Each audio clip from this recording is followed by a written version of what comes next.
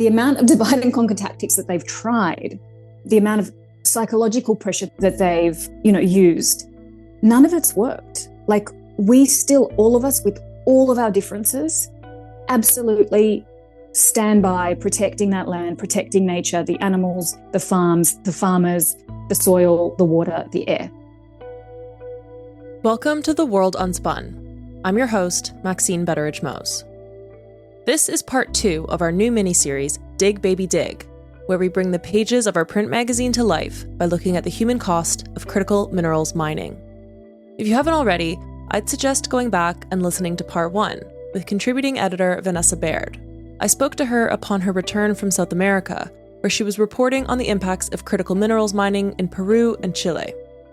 When I started looking into this, I had to explain to people what critical minerals were. And now, thanks to Donald Trump, most people have heard of them because they know that he's after them in Ukraine, in Greenland, and in numerous other places too. That episode is a great place to start if you want to understand what critical minerals actually are and why everyone is suddenly talking about them. Basically, these minerals are considered to have a strategically important role in the green transition, including in the development of renewable energy technologies. You can also check out our latest magazine to better understand how the rush for critical minerals seems to have accelerated in a world that feels increasingly insecure and unpredictable. Check it out in our show notes. But as so often happens when we tackle these big topics, some stories don't make it into the print magazine, simply because of space. That's why for today's episode, we're taking you to Serbia, where a transnational mining giant is trying to dig for lithium in spite of widespread and historic public protests. This is a cautionary tale, one that shows that beyond the people's rebellion lie deeper questions of imperialism, environmentalism, and so-called green tech. Stay tuned.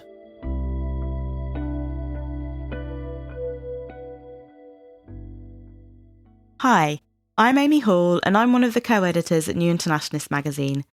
We're fiercely independent and we're able to stay that way thanks to the incredible support of our readers and over 4,600 co-owners.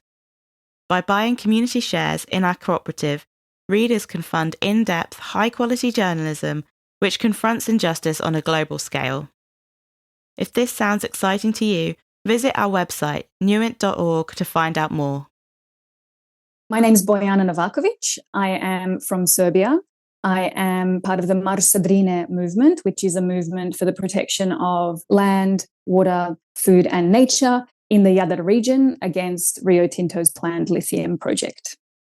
I met Bojana at Lab Left in Budapest last year, which was convened by the Hungarian left-wing political movement SZIKRA to bring together progressive movements across Eastern Europe. New Internationalist was the media partner, so a few of us co-editors were there. Bojana is an actor. You may recognize her from films including Edge of Darkness with Mel Gibson and the Oscar-winning I, Tonya, in which she starred alongside Margot Robbie. She was born in Serbia and moved to Australia at the age of 7, hence the accent. When she's not shooting on location, she still spends much of her time in Serbia. But I didn't call Bojana to talk about her acting career. Thank you so much for joining me. I'm really excited to speak to you. Yeah, it's a pleasure. Thanks for inviting me. Yeah, of course. So I just wanted to start, I guess, by having you paint a little bit of a picture of specifically the land in the Jadar Valley in Serbia where Rio Tinto plans to build its lithium mine. Can you kind of talk about, for those that haven't been there before, don't really know anything about it, what's your connection to the land and the people there, and what is most at stake if this project goes ahead? Yeah, beautiful question. Thanks for starting the interview with that question, because everyone wants to get straight into the economy and like the climate crisis. So this is a really important question, because why do we care about the climate crisis unless it is to save spaces, green spaces and natural spaces that are exactly like the Jadar Valley? There is such a wealth of groundwater in that area that crops yield even when it's the drought in the middle of summer or fall in Serbia. You have forests. You have generational farming and very traditional farming practices being practiced in that area. So everything from raspberries, plums, tomatoes, vegetables, fruits, things like this, to wheat, corn. There's dairy farmers. It's a really beautiful place. And a lesser known fact about it is that actually there are a lot of sort of historical battles against Nazis or against the Austro-Hungarian Empire that was sort of fought there without army help. So this area has this history of we've helped ourselves, our ancestors helped us and, kept this land for the generations ahead through war and literally bloodshed. And it very much feels like, particularly now, 5 years into the national campaign against this mine, that actually the campaign is no longer against the mine, it's just for the land. It's for the preservation of that land and nature. Marsa Drine, which means get off the Drina, refers to the Drina River, which is one of several bodies of water at risk of serious contamination if the mine goes ahead. It started as a network of groups against the Anglo-Australian mining giant Rio Tinto, and has now expanded into a collection of citizens, independent experts, activists, and NGOs from Serbia and beyond. Marsa Drine, we don't support any ideological doctrine, any religious doctrine. We're not affiliated with any corporations or organizations, and definitely not affiliated with any political platform or political party, because our primary purpose is to preserve fertile soil and nature, biodiversity in the Jadar Valley, and protect it from the harms of mining. The strength of feeling in Serbia after years of resource plunder, especially since the 2008 financial crisis, has also made the environment a unifying cause among people from all sides of the political spectrum.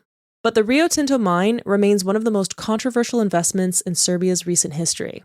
While the company has been digging for lithium in Serbia since 2005, to understand the widespread support for anti-lithium mining movements like Marsa Drine, and how they fit in with the ongoing anti-government protests in Serbia today, we have to go back to 2021. Environment activists have protested outside government offices in Belgrade against plans to mine lithium in western Serbia. Mining giant Rio Tinto wants to extract the metal, which is a vital component of laptop and phone batteries. For 3 consecutive weeks in November and December 2021, protesters blocked highways in many Serbian cities, demanding an end to Rio Tinto's plans for a $2.4 billion lithium mining project in the Jadar Valley. They said it would be detrimental to the local rural community and the environment. Rio Tinto told a different story. These materials can be everything the world needs right now, and from now on. According to forecasts by Deutsche Bank, most of the rise in demand for lithium is expected to come from the production of electric vehicles. Rio Tinto has claimed that the Jadar mine would produce enough lithium for 1 million car batteries each year, which it hopes to supply to German automobile companies. And though it doesn't have the biggest lithium reserves in the world, Rio Tinto has its sights firmly set on Serbia. I asked Bojana why that is. My belief is that they thought it was an easy target because of the political instability, and that there is a dictator or an autocrat that runs that country who they can manipulate, as Europe has been doing for decades, with the Serbian Progressive Party. I mean, this is terrible. This is a terrible name because they're definitely not progressive. They are, they're neoliberals with a nationalistic flair. Serbia is also a relatively low-income country with high unemployment and weak regulation. Its political policies are often criticized as merely playing catch-up with the EU. Last year, German Chancellor Olaf Scholz, French President Emmanuel Macron, and Italy's Giorgia Meloni were among the European leaders that visited Serbia to create political pressure to support the European green transition. While Serbian President Aleksandar Vucic is typically seen as pro-Russian and blames the West for Serbia's political and economic woes, he's also known as somewhat of a strongman Balkan leader, who is propped up by the EU to maintain regional security and ensure European interests. You ask why we've stayed silent for so long. How often have you come to tell us what's going on? What kind of genocide does this company and our state have in store for us? The unprecedented wave of protests in 2021 made Serbia's officials gradually back down, and controversial bills on land confiscation were withdrawn. It seemed, at first, that the people had won. Here's Serbian Prime Minister Ana Brnabić at a press briefing in January 2022. We have fulfilled all the requests of the environmental protests and put an end to Rio Tinto in the Republic of Serbia. Everything is finished. It's over. But it turned out that the short-term street protests were not enough to put a definitive end to projects of such enormous interest for Rio Tinto's shareholders and EU governments. Vucic was re-elected president in April 2022, and a few days after the elections, he said that the decision to stop Rio Tinto had been a, quote, mistake. What I do know from personal experience, from people who we work with very closely on the ground, is that there were absolutely people, farmers from the region, that voted for Vucic because they believed that the mine was cancelled. Their sort of take was, we've been asking him to cancel it, he cancelled it, like, give the man a break. This is what we're asking the politicians to do. He did it, of course I'm going to vote for him, you know. I think that might have been a little bit shocking for some people at that time, but it definitely wasn't for us. What was more disturbing to me, I have to say, is Rio Tinto's reaction to the cancellation, because only a day after the cancellation, they were already meeting with the European Commission. And only 3 weeks after the cancellation, they were already making plans to re-strategize. You know, when we're looking at the situation, it's just as important to speak about the company as it is about Vucic, because, you know, it's hard to see who's puppeting who. As soon became clear to the Serbian public, a legal mechanism passed by the ruling SNS party in 2015 granted the holder of exploration permits automatic entitlement to exploitation rights. This meant that Rio Tinto could technically sue the Serbian government if it refused to play ball. Bojana believes Vucic agreed to stop the mine ahead of the 2022 elections in order to placate the public and secure his re-election. We've always known that Vucic did it in order to win the election or to not affect that election that was coming up. He's a lot like Trump. In fact, I would say Trump is a lot like him and is learning a lot from him. And all I'm seeing Trump do is literally from the Vucic playbook. For now, the project is halted, which Bojana sees as a major victory. I believe that that's a huge success. Like, people power delayed the project by 2 years. But Vucic said last year that he was ready to endorse it once again. And this time, the public is pushing back even harder. The ongoing student-led anti-government protests in Serbia emerged after a deadly disaster at a train station on November 1st in the city of Novi Sad. It killed 14 people and injured 2. Many blamed the deaths on corruption and a lack of oversight of the Chinese construction project. Here's Bojana on Serbian television talking about the link between Drine and the Novi Sad protesters. The canopy in Novi Sad collapsed and killed 14 people because those responsible didn't adhere to regulation. They built it illegally. We won't let that happen with a mine. The protests have seen widespread support from people across Serbia, including lawyers, teachers, farmers, small business owners, and, crucially, those in the anti-lithium mining group, like Drine. Speaking to Bojana, it's clear that when it comes to building popular movements, there are a lot of lessons in resistance to be learned from Serbia. Definitely in the broader context of Serbia and rural communities, you know, just like any rural spaces that you're going to see, you're going to have a real mix of people. And in the rural communities, there's a real mix between very left and very right. But the biggest surprise I think I've experienced is that people who define themselves as right-wing, I'm like, you are so left, you don't even know. Like, you think that you're a nationalist, but you're a patriot. Or, you know, you think that because you're for workers' rights, you belong to a right faction, but actually that's a very leftist thing. Like, you're a communist, but you think that you're a Chetnik. You know, like, it's just been very humorous and fun and funny and sort of enjoyable to laugh about it with people. Having said all of that, I do think that there is an absolute danger in Europe, and Serbia is part of Europe, even though it's not part of the European Union, that the movement for food sovereignty and land rights can absolutely be usurped by nationalists. I do think that we have also, all of us, learned how to speak to each other. I mean, this has led us to be able to speak to people, listen to people, hold space, and also then that leads to other people holding space for us. I find the romanticization of landowners or people who live on land that's being protected is part of the problem, because it kind of dehumanizes people. People are who they are. We're flawed, right? Don't think that we don't argue and bicker and, you know, have fights and arguments. We do. But the point is that we're still a successful movement as a whole. And I think that this is another weapon of ours that the company and the government can't figure out. Like the amount of divide and conquer tactics that they've tried. And it's not hard to divide and conquer Serbians. Believe me, we fight all the time. The amount of divide and conquer tactics that they've tried, the amount of psychological pressure that they've, used, none of it's worked. Like we still, all of us with all of our differences, absolutely stand by protecting that land, protecting nature, the animals, the farms, the farmers, the soil, the water, the air. But that doesn't mean that protesting in Serbia doesn't come without huge risks. Scores of activists and journalists have been arrested for organizing the latest protests, including members of Marš Drine.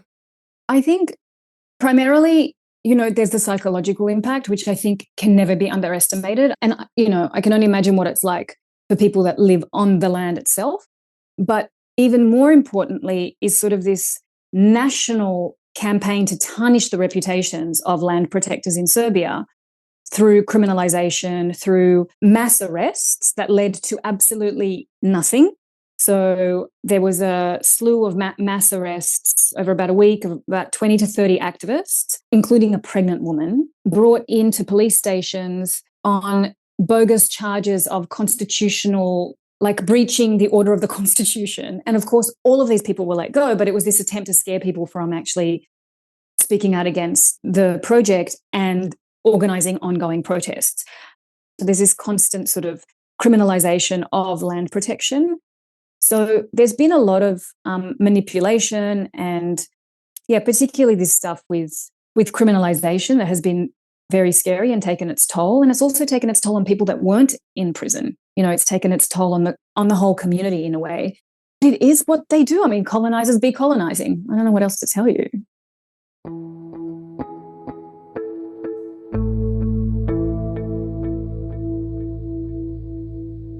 In light of all the risks facing protesters within the movement, I wanted to ask Bojana more about the group's use of direct action. So when you realize that the law isn't working the way that it's designed, or certain laws are being broken, then of course people are going to take the law into their own hands.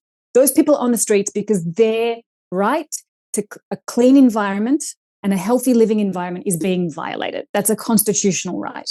And so they gather and create havoc because they're protecting that constitutional right. That's what civil disobedience is. So obviously, I'm not going to give like a masterclass in civil disobedience. It can take many different forms. And, I think it's very dependent on who you are, where you are, who your group is, who your target audience is, what your requests are. But the one thing that we always do is we always have a legal request behind any action that we invite the public to partake in. And we don't invite the public to partake in anything that we won't ourselves take part in. So that's a really important thing. And I feel like there's been a lot of different groups who have invited and organised protests, along the way. And I feel like every single one of those groups has always had that kind of tenet as like a basis for civil disobedience. The right to protest is a human right too. So, we have a right to be disobedient when the great right of, right to clean living environment is being violated.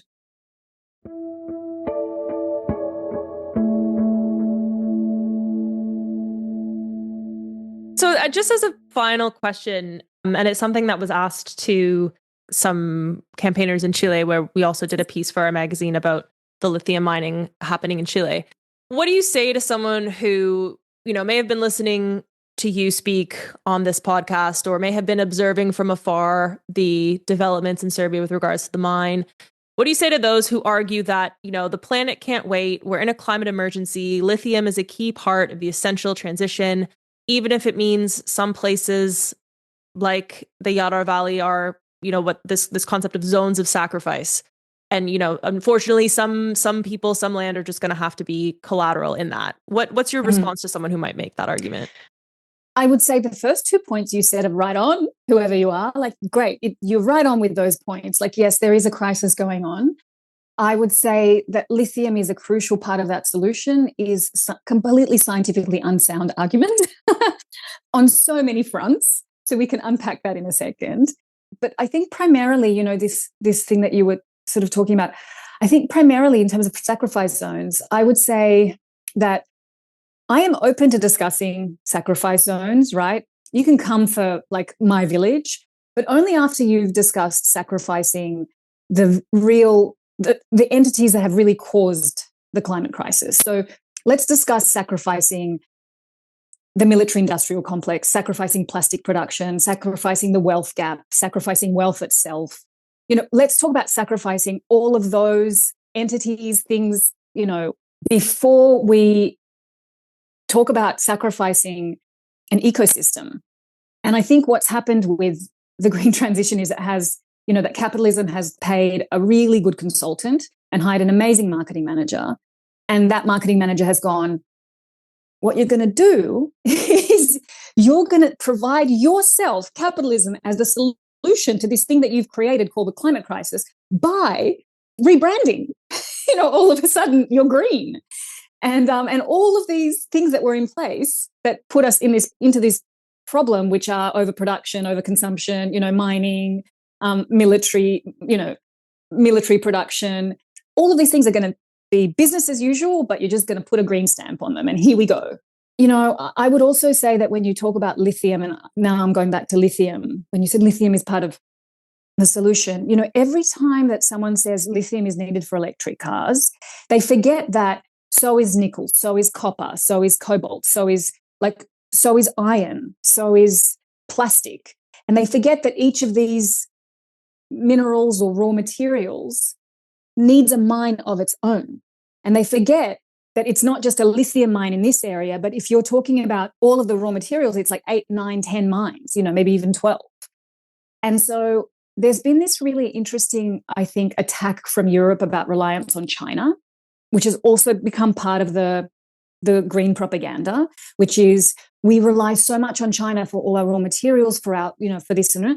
And there's no discussion of, well, if we don't want to rely on China, maybe we start to restructure the consumption that we partake in, right? Because that's one way to actually really not rely on pretty much anyone. Like, how about we consume less, we produce less? Wow, like watch the market, like watch people freak out and watch us get more wealthy because we're producing good food, or, we've got clean water sources, and watch our lives improve, quality of health, all this stuff improve. I feel like that would be like my response to those people. And I think sometimes those questions are very much questions that have been posed by the marketing manager of capitalism. You need lithium for the green transition. That's an amazing marketing tool. It's like saying you need Nike to win this race. Yeah, and it conveniently allows these companies to say, this is the single most important material. We're the ones to dig it up and share it with the world. I just want to actually add something onto this, which is a little bit of market distortion.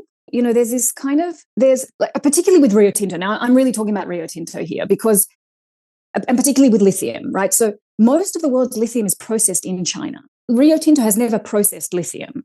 So when you say, we dig it out of the ground, like, I don't think people understand what the process of actually digging any ore out of the ground is. There's gunpowder. You're basically bombing the fuck out of the ground, first. And then there's all these chemical processes that then leach chemicals into the environment that lead to you getting this little powder. And then there's the battery production, and then there's the assembling of the car. Like these are all huge processes. And people I think when people say lithium, they just think lithium car, it's here, right?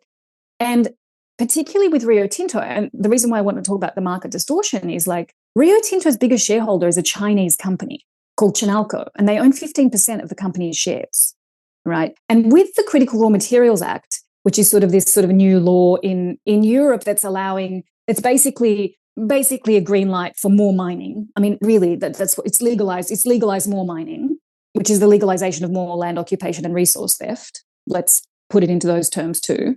That law has absolutely no stipulations or guarantees that once a project is approved or even granted strategic status under the Critical Raw Materials Act, that the owner of that project can't sell it to a foreign bidder, which is China, or can't sell the ore somewhere else. I mean, they made a law that doesn't even safeguard the reason behind what they say the law is. And that to me is it just shows once again, like this is not about, there's such a corporate takeover of government.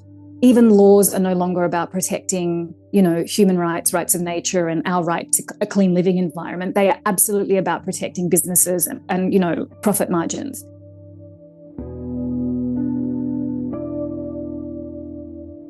That was Bojana Novakovic, an actor and activist with the Marš Drine movement in Serbia. At the time of releasing this episode, massive student-led anti-government protests are still ongoing in Serbia.